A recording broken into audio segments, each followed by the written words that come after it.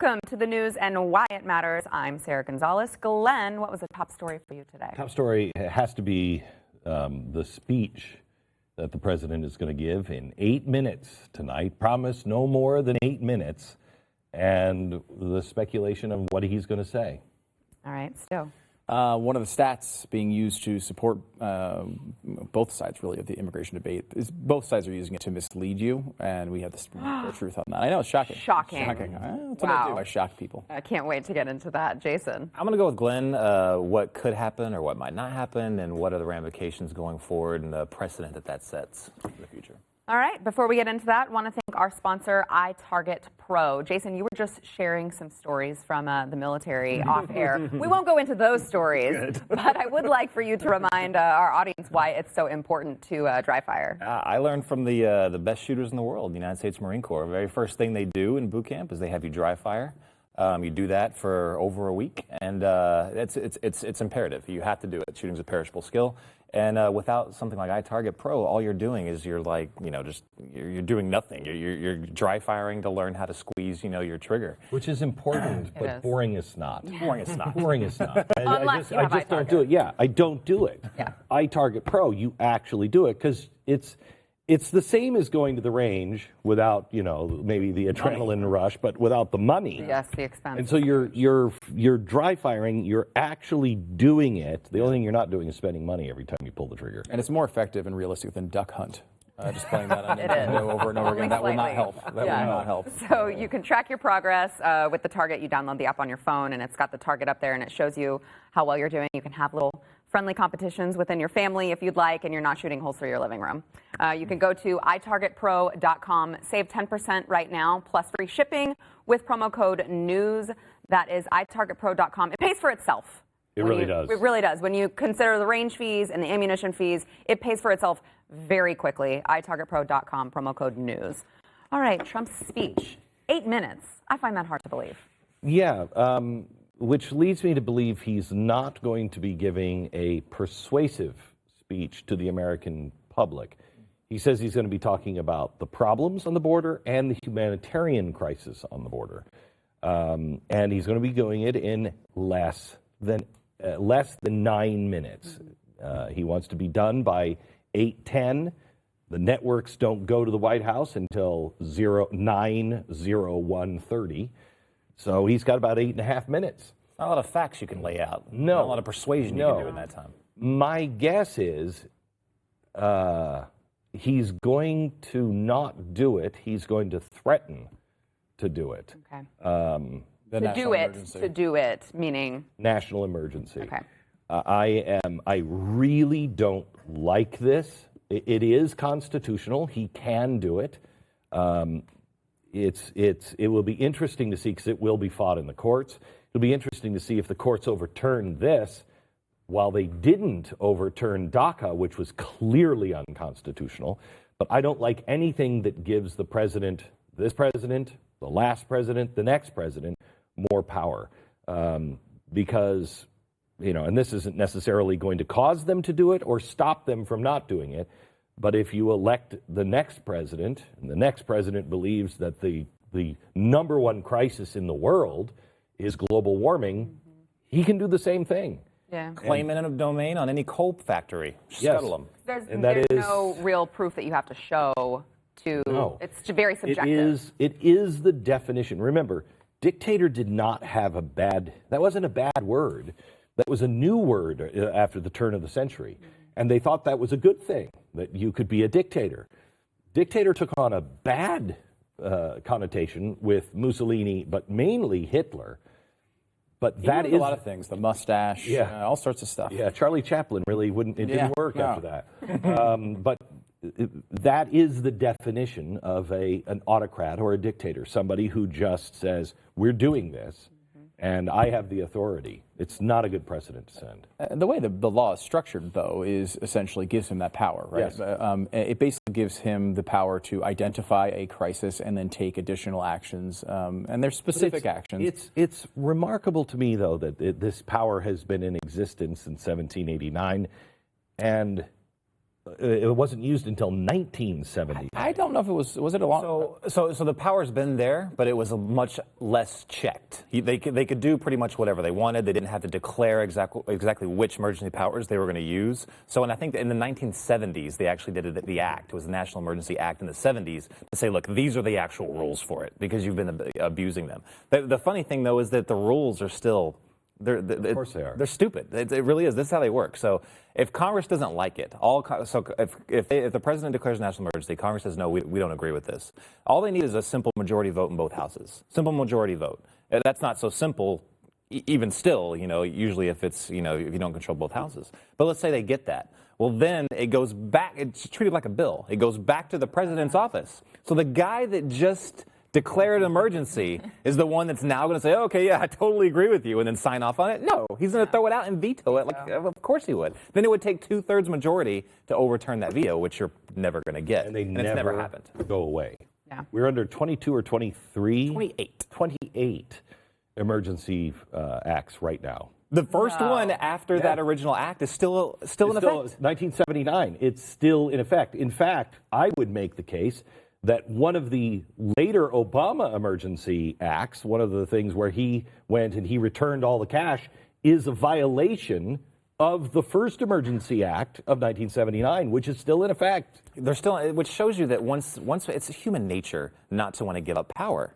I mean, our system is built so that one person can't have too much power. But the way the national emergency system works, it just sweeps aside all the checks and balances, gives it all to them. And think about that. If you're for this, think about the presidents that have done the most in our history since this has happened. Bill Clinton, number 1, Barack Obama, number 2, George Bush, number 3, and George Bush, number 3 was actually in a time of war, and he did the third most. But the majority of those are all still in effect. Democrats are going to love that stuff, right? They're going to love the expanded power. And it's funny because when they actually passed the law, it was pretty much designed to say, okay, the president can indicate something, but the House and the Senate can overturn it relatively easily. That got thrown out in court. So the check and balance that was initially planned as part of the bill got thrown out in court. So they have to go through the normal bill system, which now gives the president almost unlimited control to kind of do whatever he wants and grab as much power as he wants. I mean, I don't think that's necessarily a risk right now, but it is a risk in the future. And I think it's a risk in our lifetime. Well, and it is. I mean, look, frankly, it is a risk right now. Even with this president, with any president, because this bill, this is the thing that we complained about with Barack Obama and DACA. Yes, there's constitutional concerns. There's a lot of different concerns, but one of the main sort of fundamental things was, look, here's a guy who told us specifically, I can't do this DACA program without a law. I need the help of Congress. And he said it over and over and over and over and over again.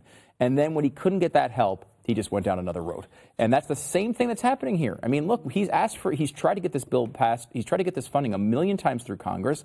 And now he's come to the end of the road and he's saying, look, I can't get this done through Congress. I'm going another way. And if he does that, I think it's not something to praise. I mean, sometimes you can't get the things you want in our system. That is the way it's designed. If somebody will remind me, one of our producers remind me, I will bring in tomorrow something. There were only 12 copies made, and I have one, and the only other known copy in existence is in the National Archives. And it was made for FDR, and it's called Radicalism, Revolution, or Relief.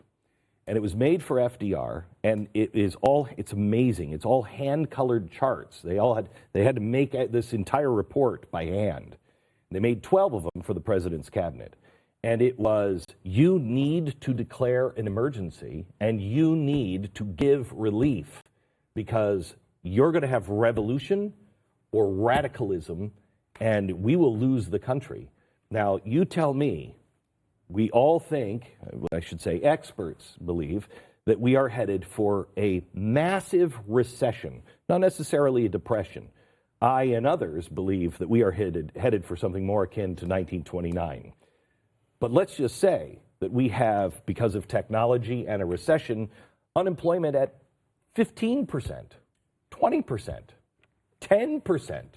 Are you telling me that a president, including this one, or the next one if it's a Democrat, isn't going to call that a national emergency and say, we need socialized whatever it is? So Elizabeth Warren, The government is now responsible for making all prescription drugs, and it will never go away. It will never go away, and it will not go through Congress. Kind of puts into context, the big push on, maybe this is my conspiracy tinfoil hat brain going on, but the huge attention on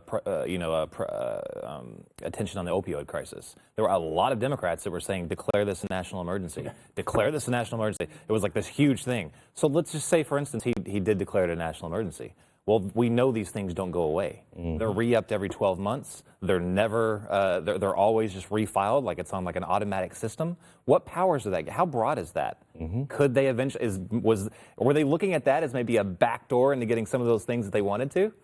I don't know, but it's possible. You see it's possible under the system. He's going to, if he's smart, he is going to make the case tonight that the border is also directly linked to our opioid problem. This is what's comical about it. I know we were talking about larger principles here, but to spend at least a 30-second period here in the world of just dumb politics. And why it doesn't matter. Right, and why everybody in the media focuses on it. I mean, they're all worried about him doing this national emergency tonight. And he probably will, if he does, base it on opioids and drugs as part of that.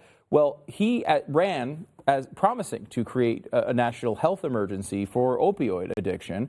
And because he didn't do it on day one and he waited for, a year before he actually did it, the media was beating him up for not creating a national emergency about opioids, the same thing he's talking about now. That's a little bit of a different way of doing a process of making that happen. It's a little bit of a different type of national emergency. But still, there is just no consistency here. I mean, I think expanding executive power is bad, whether it's your guy or it's the other guy. Because first of all, it's not the system we're supposed to be under. And second of all, the next person is going to make your life a lot worse. Think of all the expansions that Barack Obama used that Donald Trump is now using against Democrats right now. It might feel good to us today. It feels really bad to them right now. And it's going to feel bad for us, the next person who gets that job. Tomorrow morning on the program, we are going to have opinions from the entire spectrum. We begin tomorrow with Eric Bolling, right out of the chute, 9 a.m. Eastern time. Eric may even be at the White House tonight during that speech. So we'll have it from there to the libertarian perspective. I mean, it's all on the right, but from the libertarian perspective all the way to the White House point of view on tomorrow's radio show. We'll bring in Keith Olbermann to give us the other side.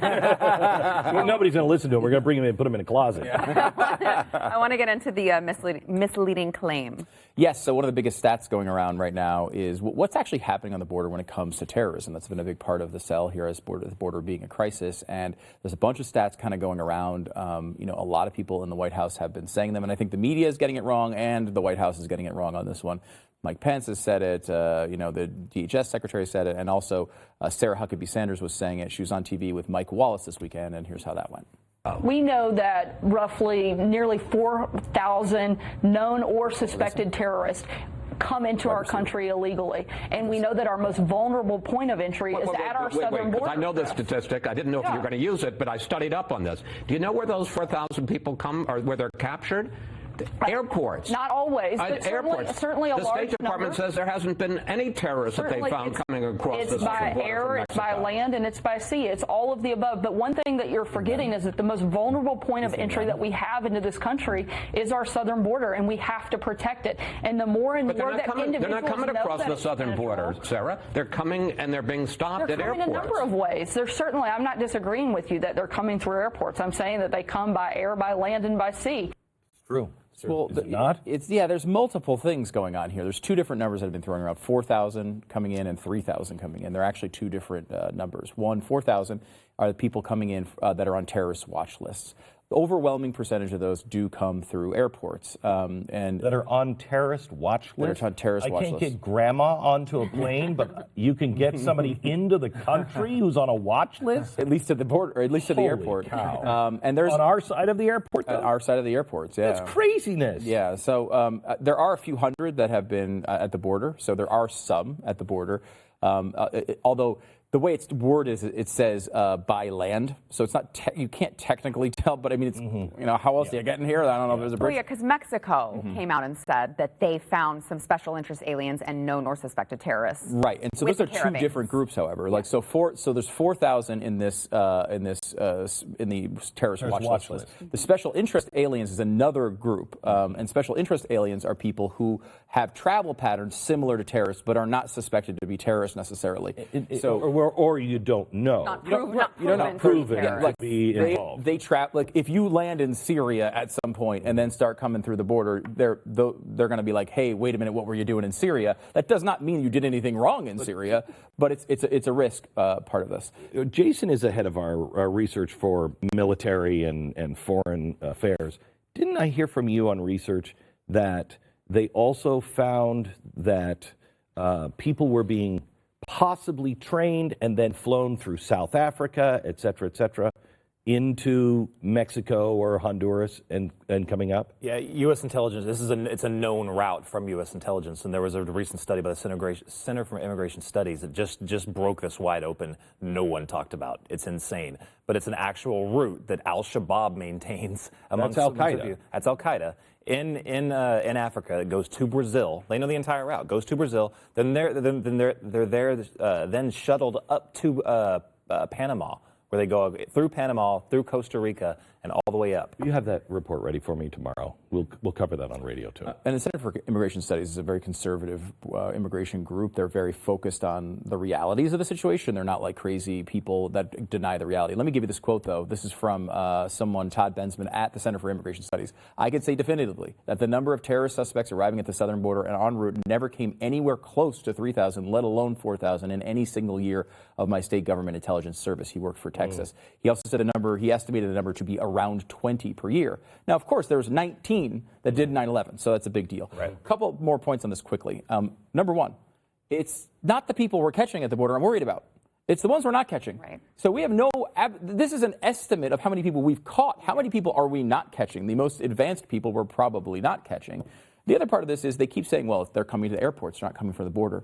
The airports are what we want to do to the border, right? Like we want people to come through a process when they get here. And the reason why we're catching all the people at the airports is because we're not letting them all walk in without being checked. Or just fly in on some plane and nobody's checking who's getting off. Exactly. It's like a wall on the border is similar to having security checkpoints at all the airports, right? Like if we just put security checkpoints at 10% of the airports, people would fly into the other airports and walk right into your schools. This is the problem here. And I think like the idea that we can catch people through actual security, I think makes a point in favor of our argument, not against it. But the stat isn't right, and we shouldn't throw it around when it's not right. Yeah. We're going to take a break, and then I want to get into the optics of both sides of this border argument when we come back. Well, we have to go to Nancy Pelosi and Chuck Schumer. That's right. Because that is crazy.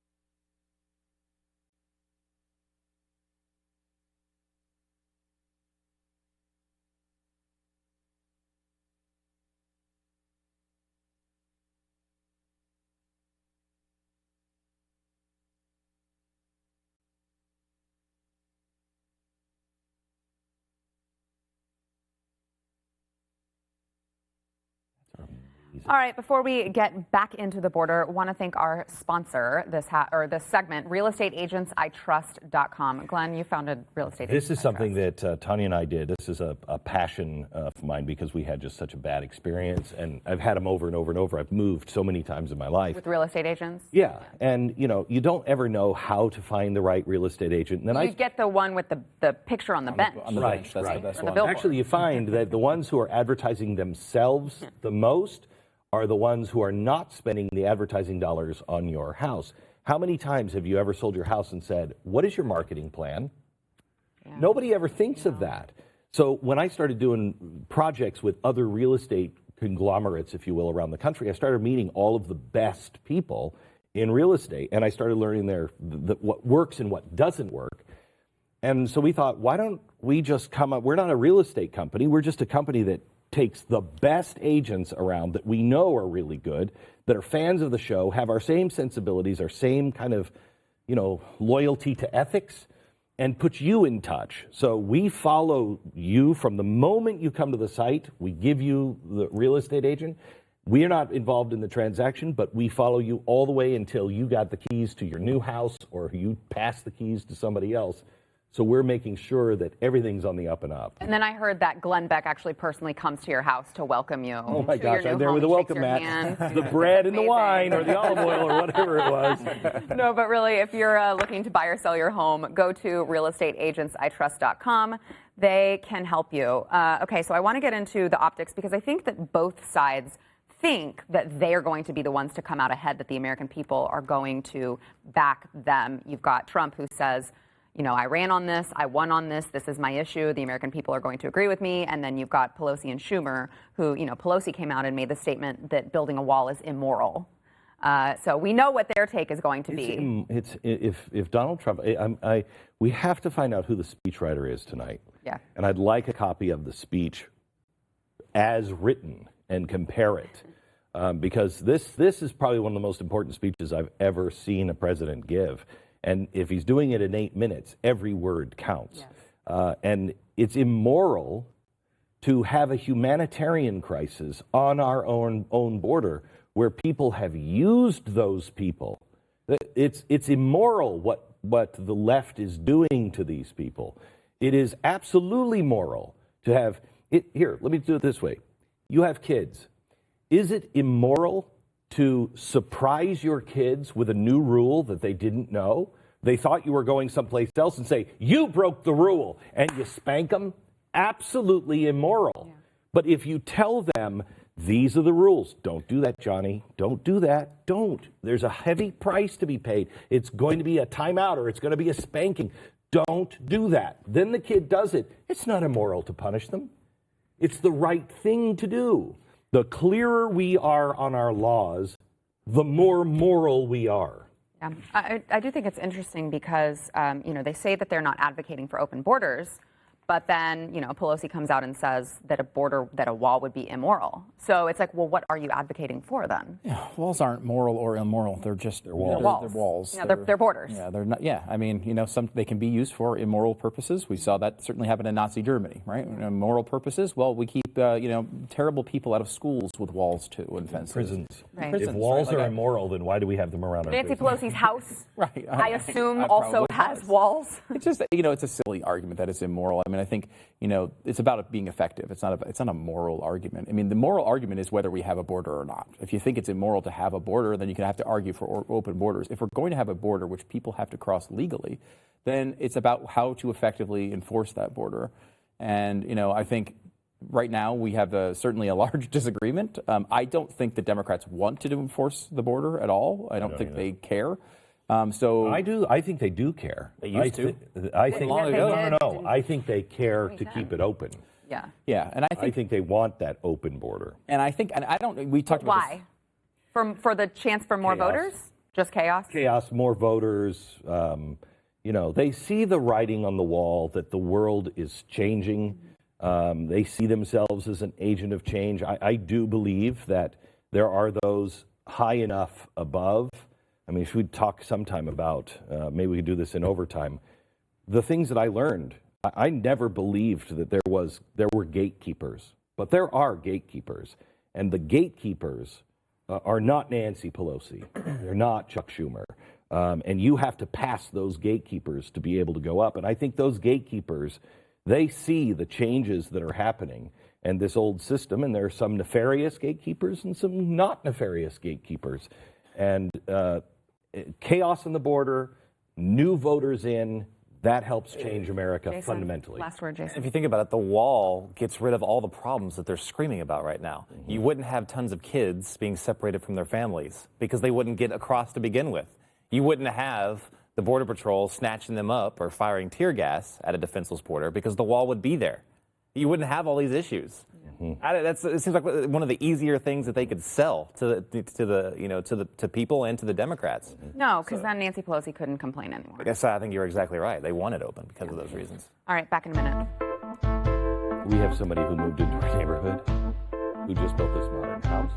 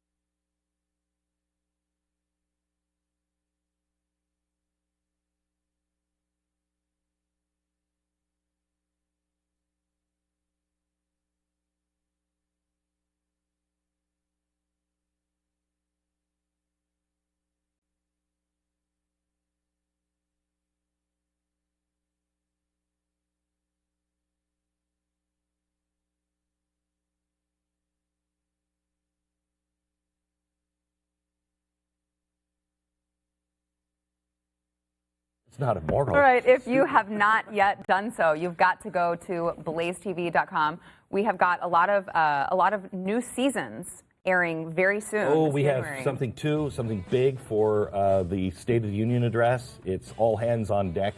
All of the hosts are going to be involved on that night. It's going to be fun. Yeah, it's going to be a lot of fun. Right now, you can save $10 off of your year-long subscription.